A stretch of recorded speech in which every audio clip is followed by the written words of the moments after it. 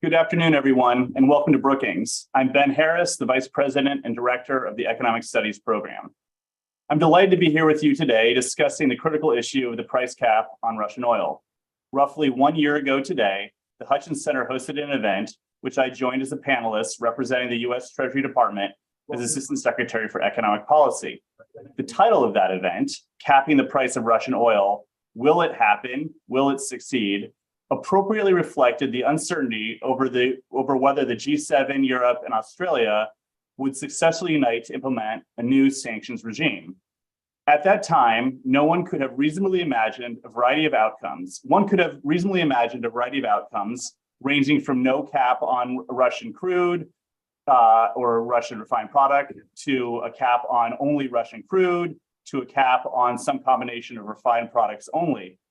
But fortunately, the coalition succeeded in implementing a series of comprehensive caps, one on crude, one on high-value refined product, and one on low-value refined product that covered the vast majority of Russian oil exports. Indeed, 1 year after that initial Hutchins event, we have a definitive and affirmative answer to the will it happen question posed 1 year ago. The second question regarding will it succeed remains open to debate and is why I believe we've gathered energy and sanctions experts here today. My own view is that the price cap succeeded with flying colors over the first 6 months after its adoption. The cap pushed down the sales price of Russian oil and sharply raised costs for Russian exporters, ultimately lowering the revenue received by the Kremlin, all while maintaining global flows of oil. However, Russia, as expected, has taken countermeasures to trade around the cap, including amassing a fleet of aging ships to carry its oil and offering questionable insurance on those tankers. Those countermeasures have precipitated the need for an implementation and enforcement phase of the price cap. Some are referring this to as phase 2. The enforcement measures announced last week by the Treasury Department and the G7 coalition are a strong first step towards an effective second phase and have reinforced my optimism that the price cap will continue to achieve its stated objectives. Let me offer one final concluding thought before we kick off the panel. As experts have debated various facets of the price cap, an overlooked point has been the power of unity demonstrated by the cap. The price cap's implementation required unanimous agreement across global coalitions of nations, each with its own security and each with its own energy concerns. A no vote from any single nation would have broken the coalition and diffused the price cap on the spot. And yet, despite Russia's best efforts, the coalition remains unified and committed towards thwarting Russian aggression in Ukraine. So the price cap is not just a novel new strategy to impose sanctions, but also a remarkable diplomatic achievement. With that being said, let's get to the main event. Our panel today includes experts from both the public and private sectors, ensuring that today's discussion is comprehensive and represents various economic interests. With that, I'd like to turn over things to David Wessel, the director of the Hutchins Center on Fiscal and Monetary Policy, who will formally introduce today's panelists. Once again, thank you for joining us. I look forward to the discussion. Thank you, Ben. I'm David Wessel, director of the Hutchins Center on Fiscal and Monetary Policy. I want to welcome all our viewers. And if you have a question, please put it in you can put it on Twitter at #oilpricecap, or you can email it to events@brookings.edu. We're going to talk today about oil prices and tankers and sanctions and dollars and cents and rubles. But I want to be clear that the ultimate goal here is to stop the Russian brutal invasion of Ukraine and the devastation it has brought to the Ukrainian people. Now, Ukraine has been pushed off the front pages by bloodshed in Israel and Gaza. And although they aren't the focus of our conversation today, I just think it's important to note that we see the suffering of the people of Israel and Gaza and hope that conflict comes to a speedy end. Just to put a little bit of meat on the bones that Ben laid out, in June 2022, the European Union adopted a sanctions package that, among other things, forbid British and European companies from providing insurance and other services to all Russia's seaborne exports. And in December 2022, the G7, the EU, and Australia said that that ban would not apply if oil was sold below $60 a barrel. And it really had two goals. I think it was a little confused at the beginning. The public didn't seem to get it. We wanted to keep the Russian oil flowing because the world needs it, but we wanted to reduce Russia's revenues below what they'd otherwise be. And as Ben said, it worked better than a lot of people thought it would, creating a wedge between the world price of oil and the price that Russia can get. Just want to share briefly a slide from a Ukraine index that my colleagues at Brookings and I have put together. And you can see that initially, can you see the slide? Initially, the price of oil was trading below $60 a cap for quite a while, but it has since risen above that level as oil prices have gone up. And the wedge between the price of Brent, the world price of oil, and the European and the Russian price of oil has narrowed some. So I think that the Treasury says that the Russian oil, that it's working, that the Russian oil tax revenue is down 45% January to August 2023 versus 2022. But everybody acknowledges that its effectiveness has been eroded for at least two factors. One is Russia has built a fleet of ships, mostly older ships, that are carrying crude that Russia don't have to deal with our sanctions, U.S. sanctions. The Financial Times estimates that 3/4 of all seaborne Russian crude flows traveled without Western insurance in August. And then there's been explicit cheating, people who say the oil is less than $60 a barrel, but it isn't really. And the Treasury and its allies have cracked down on that. So today we're going to start with some comments by Ben's successor at the Treasury, Eric Van Nostrand, who joined the Treasury in August 2022 to advise on Russia and Ukraine as the acting Assistant Secretary for Economic Policy. He previously spent 6.5 years at BlackRock and spent some time on the staff of the Council of Economic Advisors. Even though he's a lawyer, he masquerades as an economist, but as a former journalist, I do the same. I'm also pleased that two of the panelists from our September 2022 event, Ed Morse, who's Global Head of Commodity Research at Citigroup, where he's worked for more than a decade, and Craig Kennedy, now at the Harvard Davis Center for Russia and Eurasian Studies, who spent 20 years in investment banking at Morgan Stanley and Bank of America Merrill Lynch, where he did a lot of transaction experience in Russia when such things were possible.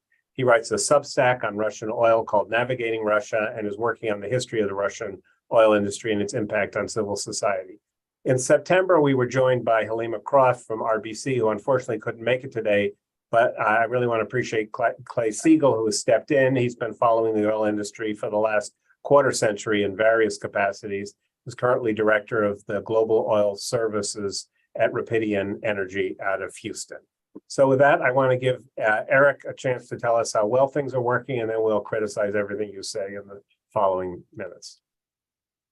Appreciate that, David. Thanks very much. I should note up front that my partner tells me I'm an economist who's masquerading as a lawyer. So it's nice to hear. It's nice to hear you characterize it the other way. But let me be clear that it's a pleasure to join this conversation. The Brookings Institution deserves special thanks for its engagement generally on our efforts to address Putin's barbaric war, but especially on the specific policy we're going to discuss today. I'm also especially grateful to Ben Harris's leadership during his time in public service as an important architect of this policy, and grateful for the private sector engagement we've had over the course of the past year, including with a lot of the firms and institutions represented on the panel today. So thank you all very much for that. Very much looking forward to speaking with you all about the ongoing impact of the price cap and to share the latest on our work to maintain its effectiveness as the policy enters its second phase. I'm going to make 3 key points to leave you with. The first is a reminder of the goals of the price cap, because this is a little nuanced and sometimes it gets lost in the conversation.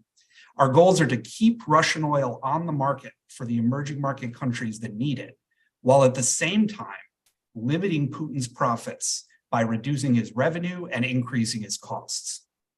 Second key point, and I should note my second and third key points mirror closely the 2 observations that David made up right up front regarding trading outside the G7 nexus and our focus on enforcement. Second point is that we recognize that more oil in recent months, as David pointed out, is being sold outside the G7 nexus. That's a trend that we expect a year into this policy, and it reflects our goal of increasing Putin's costs. And that oil is only being traded outside the G7 nexus because of an enormous investment the Kremlin made in building up this ex-G7 infrastructure that otherwise would be spent on the battlefield. Third key point, it's important to remember that despite that increase in trade outside the G7, a significant share of the Russian oil trade still operates with G7 services. And in that domain, enforcement is key. And that's why we announced last Thursday a set of actions focused on enforcing the price cap for G7 service providers. To note for background, the price cap was born out of a response to Russia's illegal and brutal invasion of Ukraine. And we believe it's worked over the past year because the coalition controlled over 90% of the maritime services and insurance industry needed to move Russian oil at the time of the price cap's launch. And because the attempts that we knew Putin would make to build an alternative ecosystem outside the G7's reach are very costly. But today, global markets have remained well supplied with oil, and Russia must still choose between accepting a steep discount if they sell oil with G7 service providers under the cap, or incurring tremendous costs to build a new ecosystem that operates without G7 services. Our approach was precisely designed to force Russia to make those hard choices. Again, they could either abide by this cap that we set and sell energy at a considerable discount, or they could invest massively in a shadow fleet to move it outside the G7's reach. Such investments contribute to Russia's growing fiscal deficit, and buying tankers makes it considerably harder for the Kremlin to buy tanks. And that's a desirable goal of the strategy.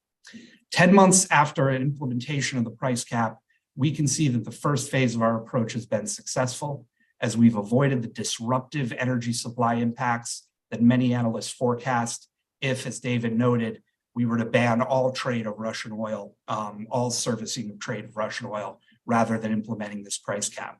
And at the same time that we've avoided that disruptive price spike, we've also seen Russian revenue decline sharply. As David cited up front, over the first 8 months of the year, the Kremlin's oil revenue, its key source of revenue for funding the war, was down 45% from the year prior, prompting public alarm from economic officials. And importantly, that figure doesn't account for the large expense Russia has incurred trying to construct this alternative ecosystem of ships and services. So the real economic toll for the Kremlin isn't just about the lost revenues, it's about that and the increased cost. Now today, we see that Russia has made a decision to spend huge amounts of money on this alternative ecosystem, and it's clear that he's selling a larger share of his oil outside the cap. But the costs associated with that avoidance keep stacking up. Putin has bought hundreds of new oil tankers, and he faces elevated costs of insurance, longer transport times, elevated capital expenditures, and reinvestments in ports that service non-G7 providers. In response to Russia's decision to build up its own ecosystem for the transportation of oil at a significant cost to the Kremlin, we're now launching the second phase of our effort, which will constrain Russia's profits by increasing the costs associated with using non-G7 services. Last week, the US Treasury sanctioned 2 entities and identified as blocked property 2 vessels that used coalition service providers while carrying Russian crude oil above the coalition agreed price cap. This comes alongside other actions which underscore our resolve to force Putin into these difficult choices and increase the costs of his legal war. These actions send a clear message that Russia will continue to be forced to face 2 costly options: selling under the cap or spending more to operate outside the G7 nexus, and that attempts to evade those 2 choices will face a decisive and unified response from the US and our allies. Our goal of promoting stable global energy markets remains unchanged, and Russia can continue to export energy products through either channel. But because of the actions we announced last week, and actions we'll continue to enforce in coming weeks and months, the cost the Kremlin faces will continue to rise, and Russia's ability to sustain its barbaric war will continue to weaken. I'll pause there, but very much looking forward to the conversation. Thank you. Ed Morris, maybe I can start with you. I looked at the transcript of our event back in September, and I think you were quite skeptical about whether this would work at all. And I wonder how it's evolved relative to your expectations and what you think we've learned, if anything, over the past several months. Sure, and I'll try to be as crisp and short as I can be, recognizing that there are all kinds of ways of looking at the same set of numbers. So I was a skeptic about it. I was a skeptic coming out of my own days in government, and in particular, being present, representing the United States at the International Energy Agency, when the very first effort to put a cap on prices was being made under U.S. initiative after the outbreak of the Iran-Iraq War in September of 1980, and it was an utter failure. Even though the number of countries involved that needed to coordinate was tighter, smaller, the escape mechanisms outside that group of companies was tinier. So I was a skeptic about trying to control markets. One of the factors that I was skeptical about was that if there's a chance for people to make money, that includes government officials. It doesn't necessarily include the fiscal regime as a whole.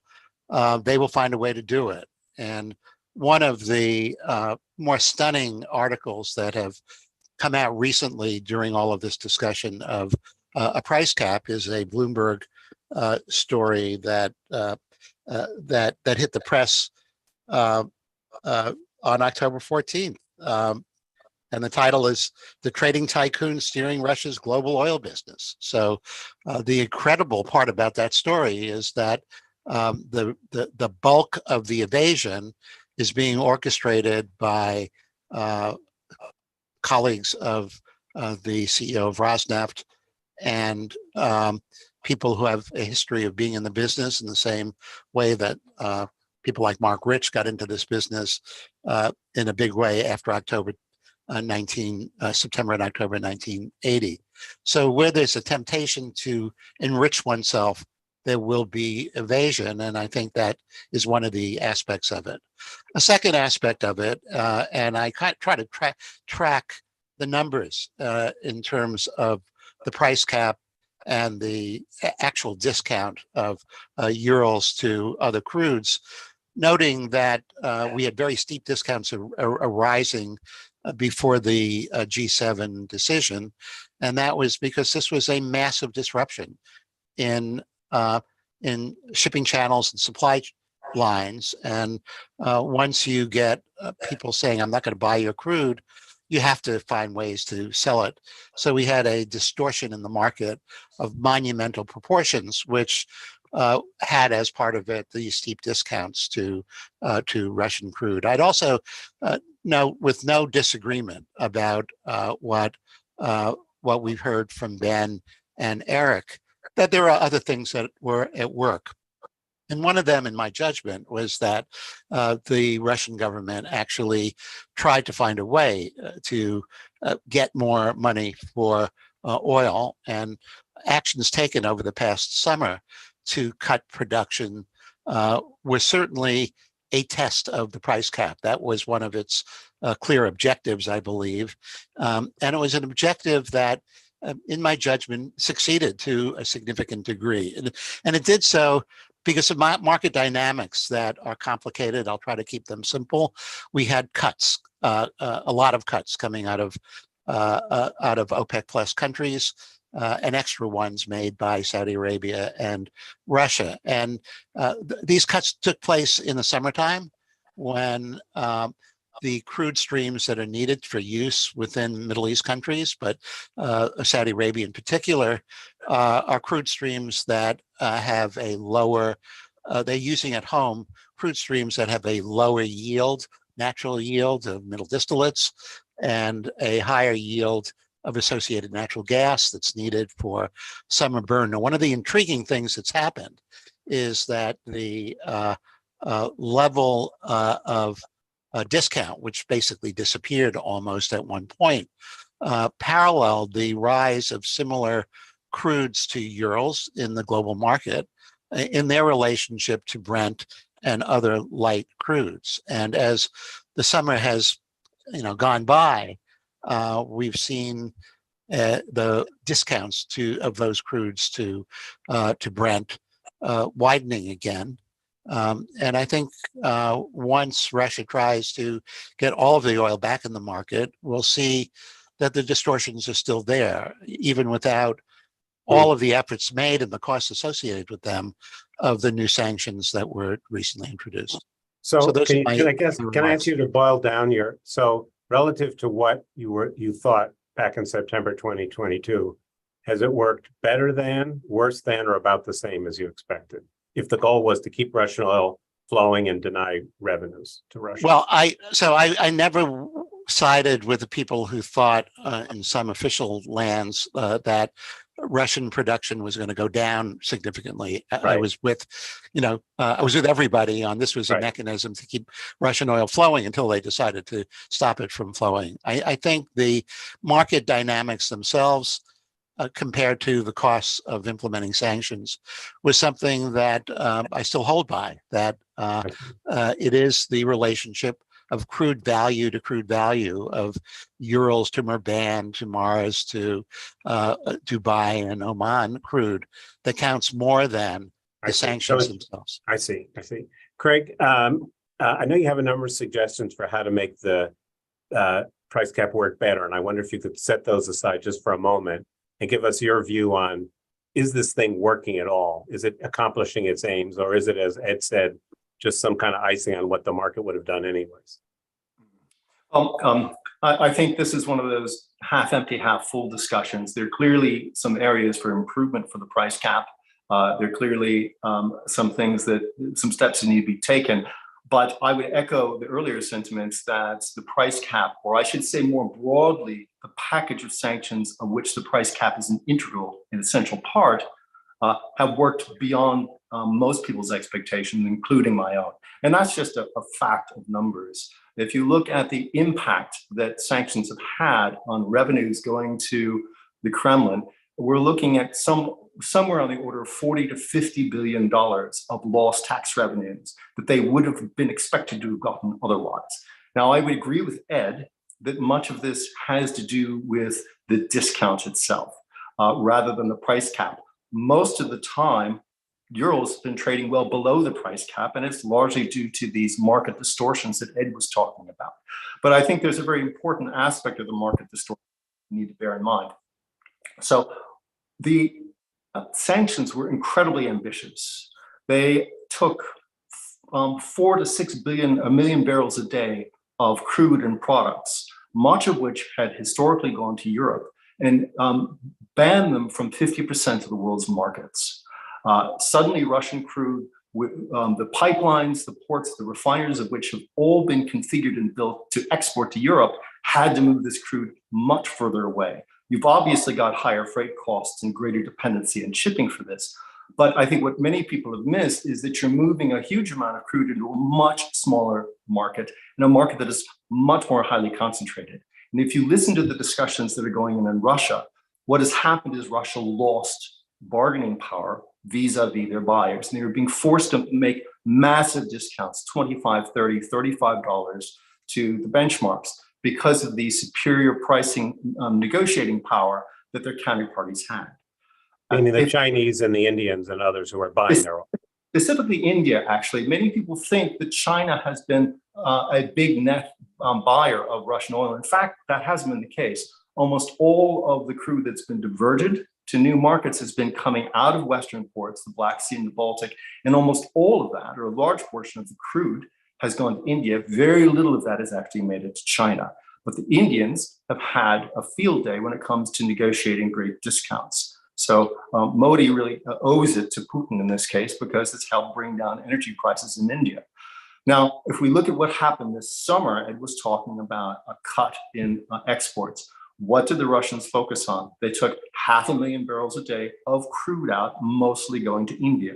What they were attempting to do was to tighten up that market to regain negotiating power. And they succeeded to a certain extent. We can see that in the narrowing of the discount. And I share Ed's view, and it'll be interesting to see as Russia tries to backfill some of that, reduced export back into the marketplace, what will happen with the discount? That's something for us to watch. So with respect to the price cap, I think a very important point that I want to make is the following. If you want to know whether the price cap is working, You cannot get the answer merely by looking at the market price. The price cap was never intended as a ceiling on the market price. The price cap was intended to do something very different. Look at it from the perspective of a Russian exporter. You've got two ways to get your oil out. You can put it on a shadow fleet ship, negotiate a market price, and that's generally going to be the price today that you see on the screen, the assessed price from Argus or from Platts. What you're not able to get out through the shadow fleet channel, you have to send out through the compliant fleet channel. And there, if compliance is working as it should be, and there is evidence to suggest it is working much better today than it was 6 or 7 months ago, you're going to see a cargo price or a contract price closer to the price cap, if not below it. So if we had perfect knowledge of all the contracts, what you should be able to see right now is a two-tiered pricing system. A lot of the shadow fleet prices around what the screen price that we see today, but then there's all this other stuff that's going on that is controlled. Now, a screen price cannot show you this two-tiered system, but there is data out there that can, and it's some of the customs data that we're seeing. It's the same data that showed us there was a problem with compliance at the beginning of the year, but more recently, it looks as though we're getting exactly the sort of two-tiered system that you'd expect. With some market prices and then some lower discounted prices around the price cap. And that represents stuff that has to go out on the compliant fleet. So the big question going forward, and I think this speaks to the phase 2 enforcement phase that our colleagues from Treasury have been talking about, is can we find a way to slow, arrest, possibly even reverse the expansion of the shadow fleet channel and divert more oil back into the compliant fleet channel and make certain that channel is well policed. We can talk about how that might happen, but I think there's some very interesting points that were raised in last week's advisory, particularly regarding capital adequacy of insurance, which if the states which have put this advisory out actually follow through on their own advice, you could potentially see limits, quite significant limits, placed on the ability of Russia to continue using the shadow fleet for its exports. So Clay, unfortunately for me, I don't know what you were saying in September of 2022, so I can't throw that at you. I did read something you wrote at the beginning of February, just before the Russian invasion, that suggested that geopolitics could drive the price of oil up. You said maybe even over $100 a barrel. So I'm wondering how would you answer the question, how well is the oil price cap working, given its objectives? Well, thanks, David, and thanks to Brookings for hosting this discussion and inviting us at Rapid End to contribute. Yeah, I'll take credit for the triple-digit call back in February at Asian time. But in more recent months, our assessment has been that in kind of the two-track approach, that the keeping the oil flowing part has really been the emphasis, the must-have priority, and reducing revenues is also important. But if they do come into conflict, or if there are conflicts between them, a little bit of a secondary priority. Now, how has the market been interpreting it? And that's who we report to, our clients. The market certainly sees the price cap as working as intended, insofar as keeping the Russian oil flowing. And I'll just briefly build on some of the flow analysis that Craig had alluded to. If we can just go back, the big question that the market was facing last year was, would all of these Russian barrels just be redistributed and reshuffled around the world, or would they actually be removed from the marketplace? And clearly the answer has been the former. We look at the numbers pretty carefully. Since the EU import bans for crude and refined products, which I think were last December and February, respectively, the volume of Russian oil exports onto the seaborne markets has been virtually unchanged compared to the prior period. That's the case for crude oil, about 3.3 million barrels per day, both before and since. It's the case for refined products, close to 2.5, approximately, before and since. And for the cut of that's diesel, one of their important seaborne exports for oil markets, 500, 600,000 barrels per day. But it's important to remember how we got there, because the import bans and the price cap together informed this reshuffle. And even though the results are kind of similar across the barrel, the storylines, the narrative between where the crude went and the refined products is completely different. And so in the case of crude oil, it's well understood that the two east of Suez crude importing powerhouses, India and China, stepped up and made this happen because they wanted big quantities of discounted crude.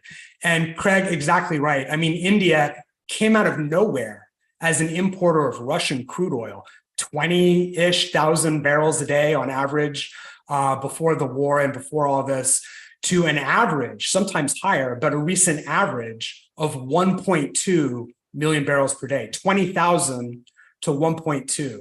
And China has, even though less, taken some of that incremental supply as well since the invasion.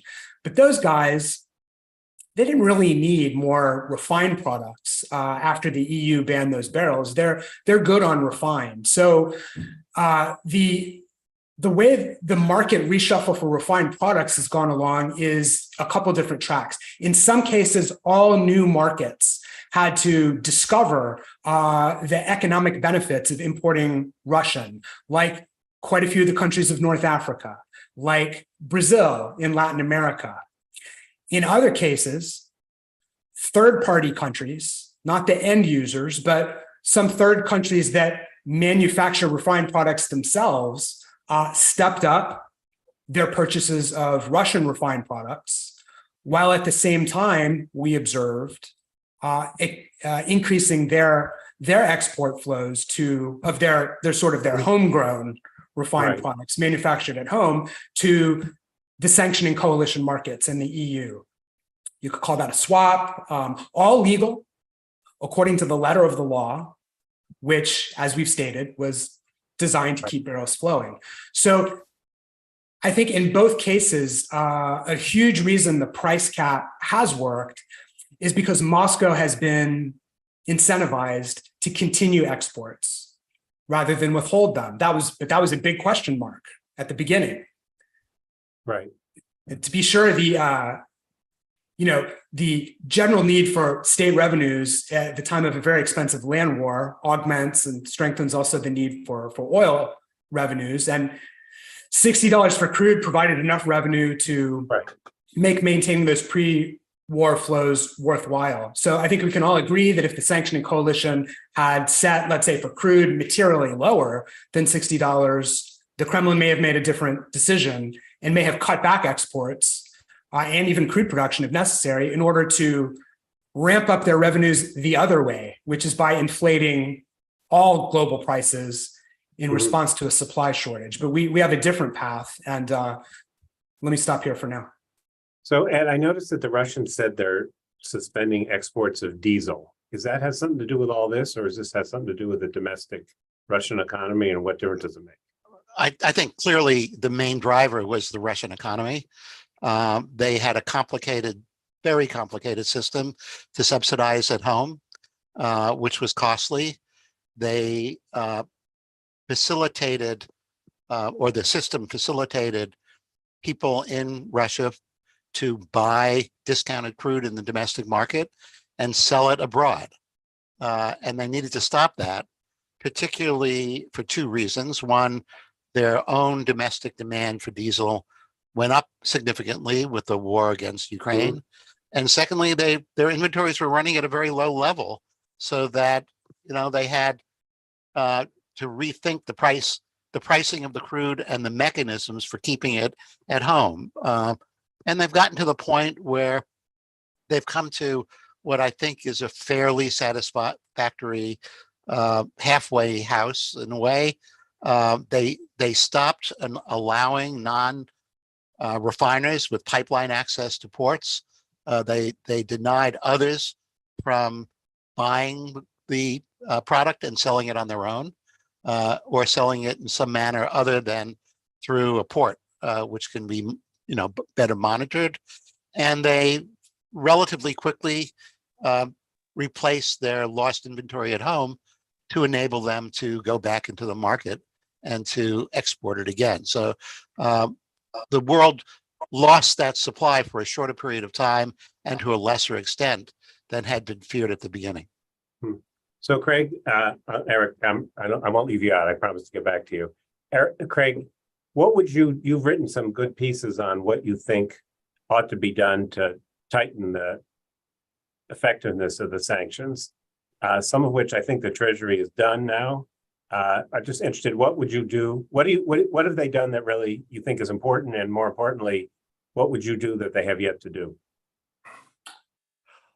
Well, first of all, I just wanted to pick up on a point Ed was making a moment ago about the situation with diesel domestically. The other event that really helped cause this crisis, it was a domestic crisis in Russia in September, was the fact that they were slashing the subsidies for products at home. And they're doing that again because of pressure on the budget. They're slashing the subsidies on refined product at home, which are heavily subsidized by export earnings. They're doing the same thing now for natural gas as well. So these are just indicators of the stress on the budget that's caused because of steps that are being taken externally on their energy trade. And this will start flowing through more broadly to the economy. In terms of suggestions, one thing obviously is lower the price cap. I know it's a complicated discussion, but nonetheless, the price cap does seem to be getting some traction now. So there's no reason why we can't start to ratchet that down in a controlled fashion.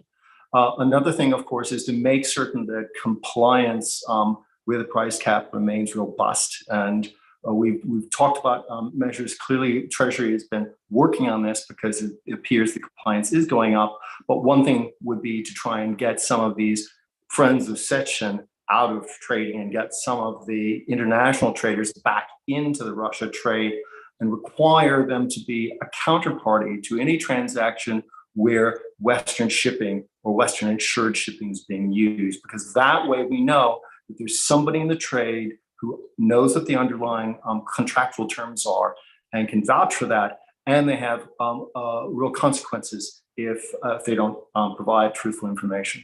So that's what we call whitelisted traders.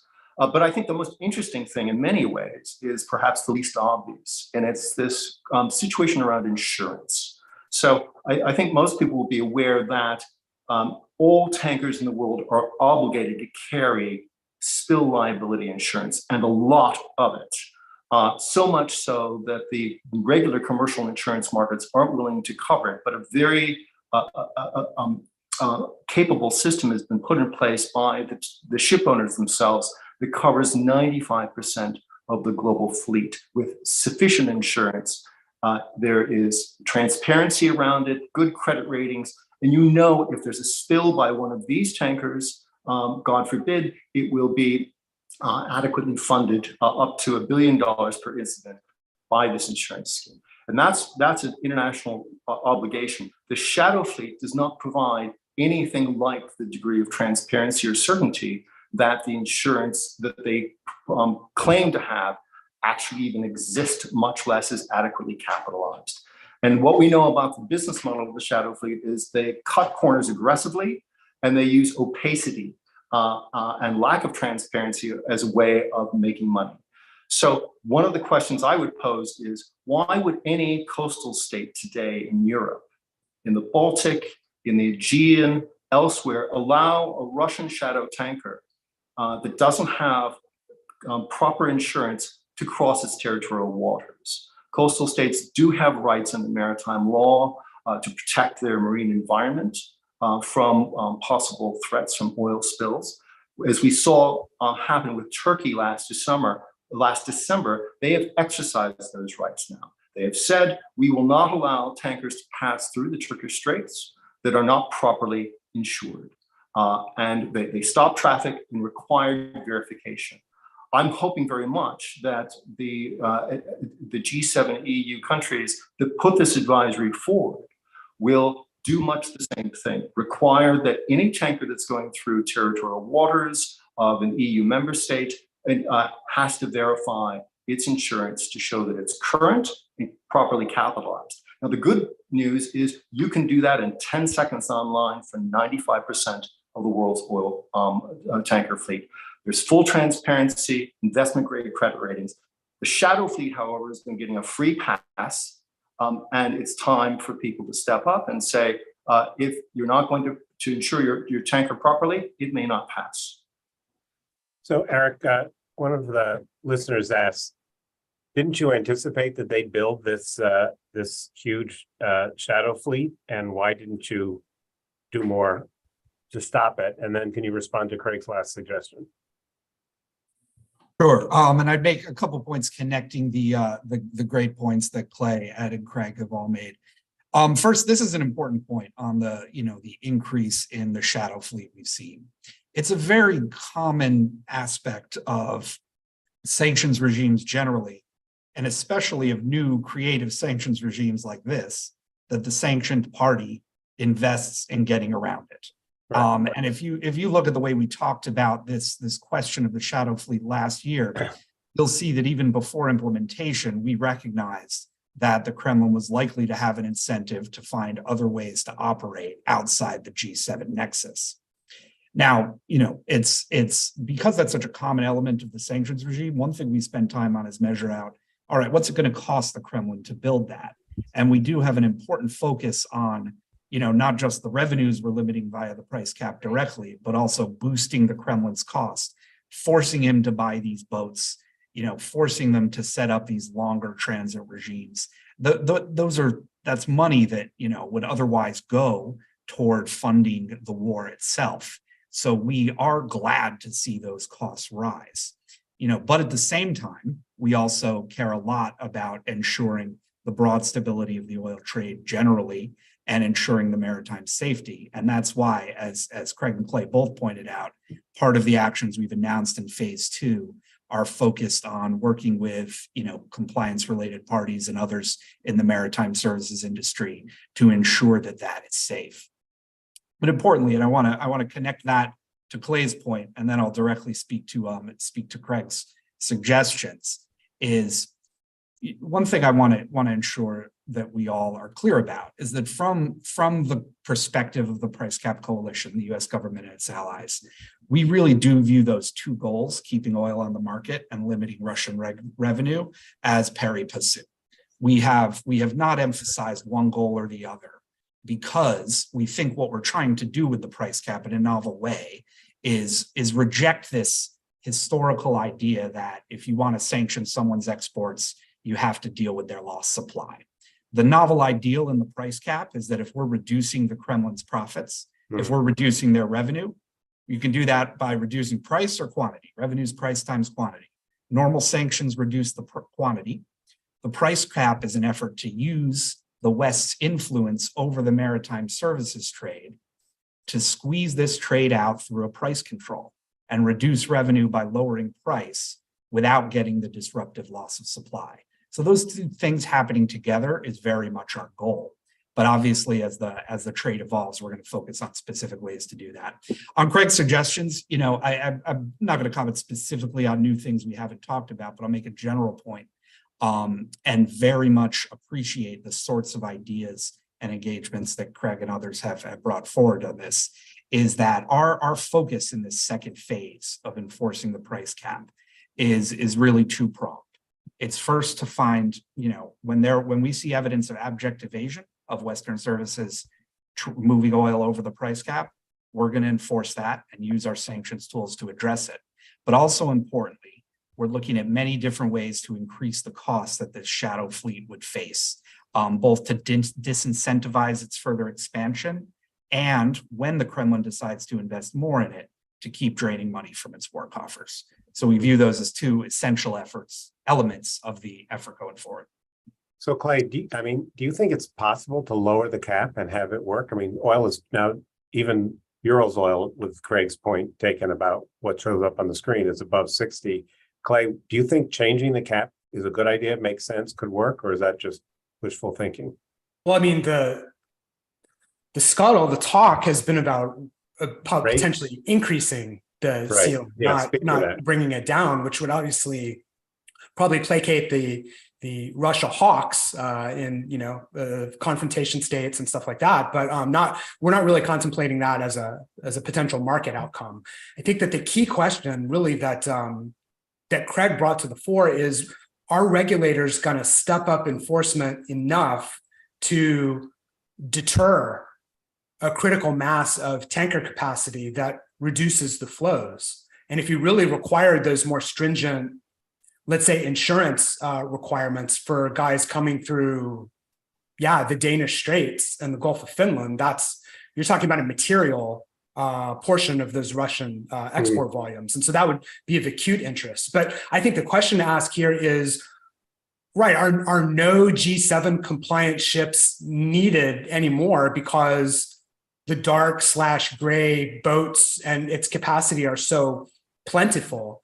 And we think that the stress test, the proof, is liable to be in some period of months when OPEC Plus, including Russia, start to roll back their supply curtailments. And then we're going to find out if there's enough capacity to get Russia back to where it was before. Although I said that the aggregate flows on average have been about the same before and after. Of course, we all know that Russia is curtailing exports to the tune of what's been pledged, 300,000 barrels per day. So that's the increment that needs to come up with the supply cuts eventually going away. And what's the argument for raising the price cap? Because the market price has gone up so much? Yes, the argument would be to maintain alignment between market prices and the cap. But I want to be clear, Rapidan, we're not arguing for that. We're not suggesting. We're just evaluating what participants are saying and thinking about how that might affect the matrix here. So Ed, given that you think that given your experience, if you were in Eric's shoes, what are one or two things you would do to make the cap work better and amplify the market dynamics that you described earlier, if anything? Yeah, so I think the big loophole is the trading relationship that Russia has with some significant countries in the Middle East, where there's a lot of product and crude shipped, and then it's used in those countries and allows them to ship other things out. And it's kind of like laundered in the Middle East. Is that basically what you're saying? I didn't use the word, but these are countries that are free to do that. Yes. I also think there's another aspect of it that requires further study, and that has to do historically with the relationship between the ruble and revenue that is earned on a non-ruble basis.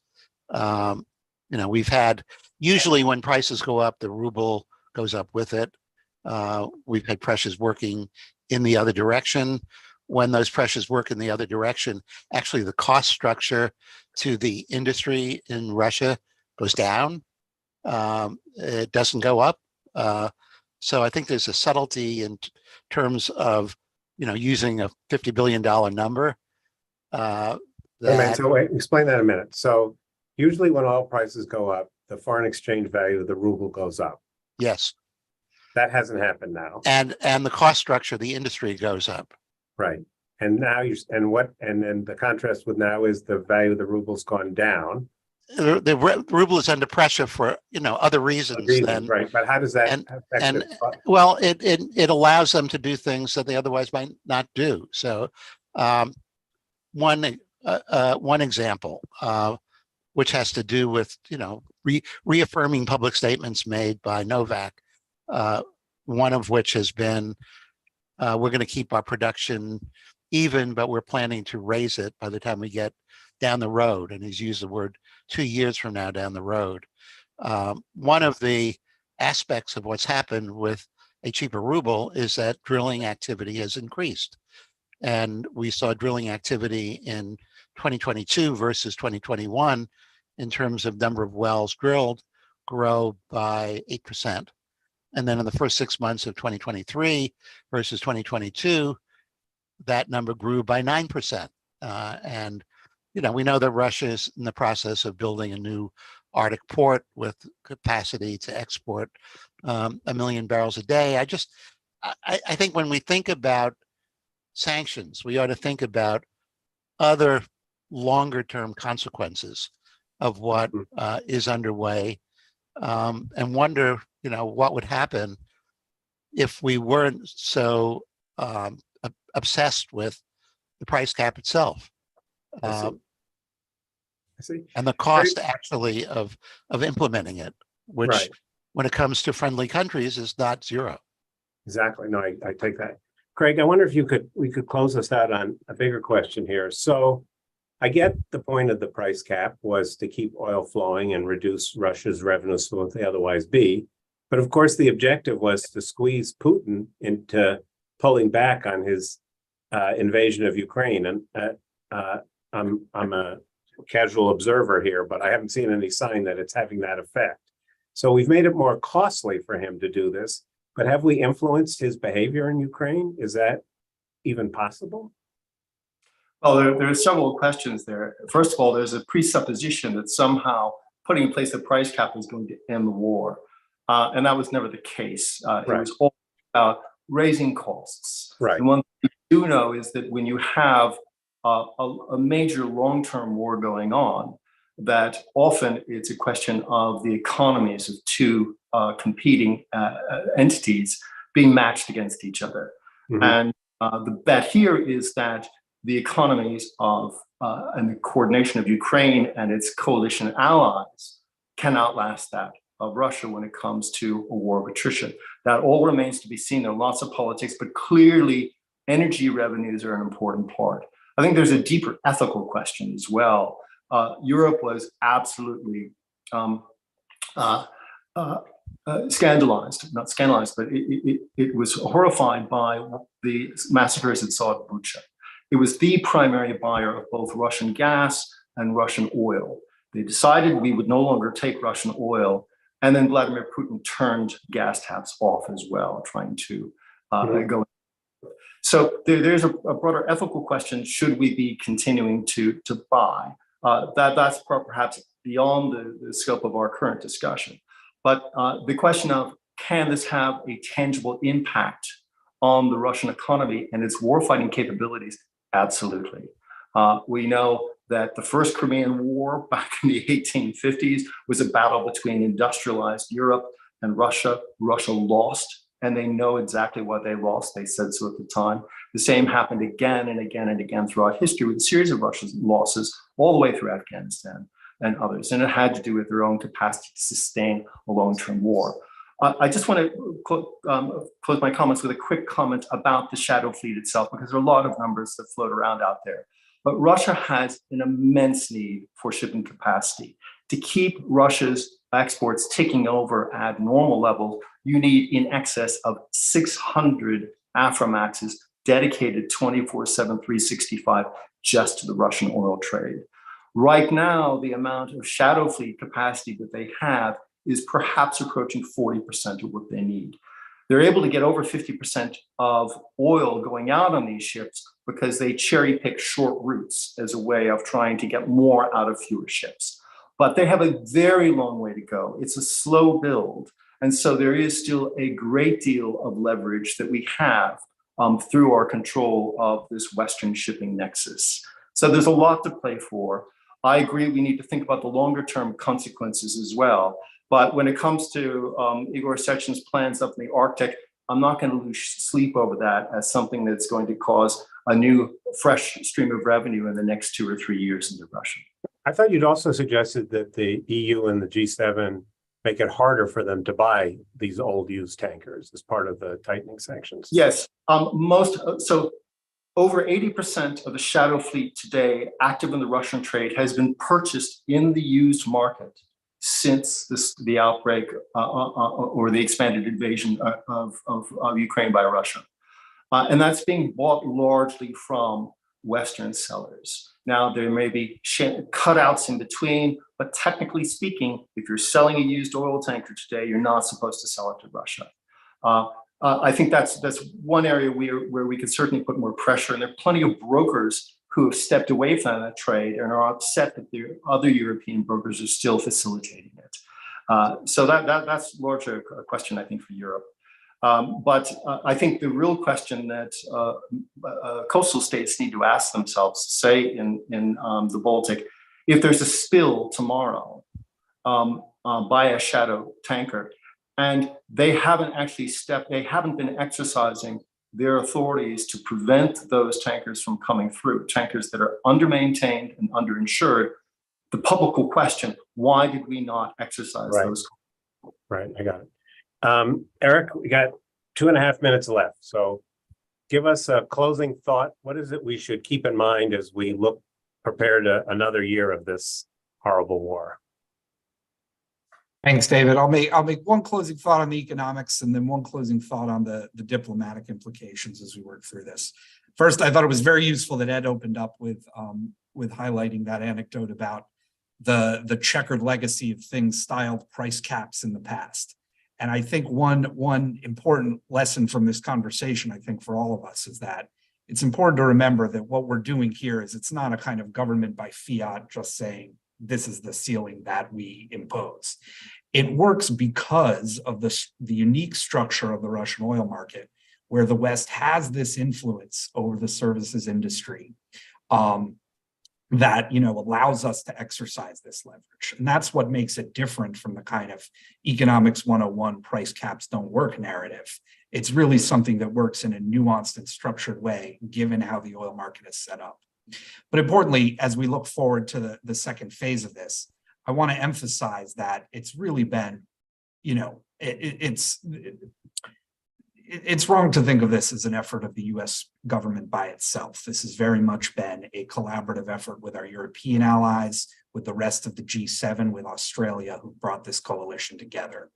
And to impose a novel policy like this that has these, two seemingly contradictory goals of limiting Russia's profits while keeping oil on the market, is really as much a diplomatic achievement as an economic one. And the fact that that coalition is still bound together, working on these priorities now, gives me a lot of optimism for our ability to continue enforcing it through this second phase and to continue to find new ways of increasing the costs on the Kremlin of fighting this war so that we can, get to the outcome for the Ukrainians, for our allies abroad that we're all working toward. Thank you. That's a very good point. I read the stuff that was said at the time, and that some people said the Europeans will flinch at the last minute and they'll never stick to these sanctions. So it's a very good point.